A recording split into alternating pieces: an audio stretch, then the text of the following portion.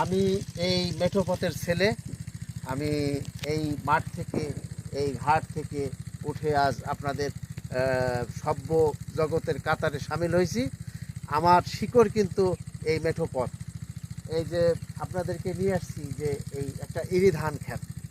একটা সময় আমাদের অনেক জমি ছিল, এখনও আছে। সেই জমির সুফল আমি ওই সময় পেতাম না, যখন এখানে চক ভরা আমন ধান হতো। কার্তিক মাস বা আশ্বিন বা কার্তিক মাসের সময় যখন ফসল কাটার, ধান কাটার সময় হতো, তখন কোনো এক বাতাস এসে দেখা গেছে ধানগুলা একবারে চকের পর চক ধান বাসায় নিয়ে চলে যেত। যাদের জনবল ছিল, বাহুশক্তি ছিল, তারা করতো কি, এই আমার ধানগুলোই কেটে তারা বাড়িতে নিয়ে যেত। আমার প্রতিবাদের ক্ষমতা ছিল না, সেটা আমি সুফল ভোগ করতে পারি নাই।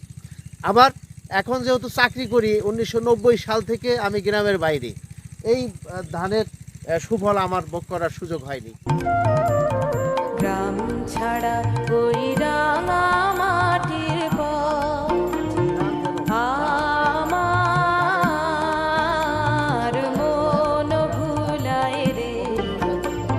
গ্রাম ছাড়া ওই রাঙা মাটির পথ আমার মন ভুলায় রে। ওরে কার পানে মন হাত বাড়িয়ে লুটিয়ে যায় ধুলায় রে, আমার মন ভুলায় রে। গ্রাম ছাড়া ওই রাঙা মাটির পথ আমার মন ভুলায় রে।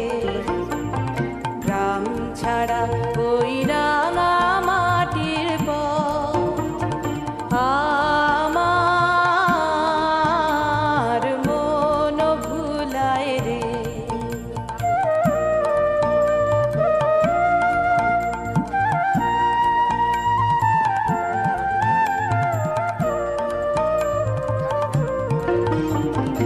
ও যে আমায় ঘরের বাহির করে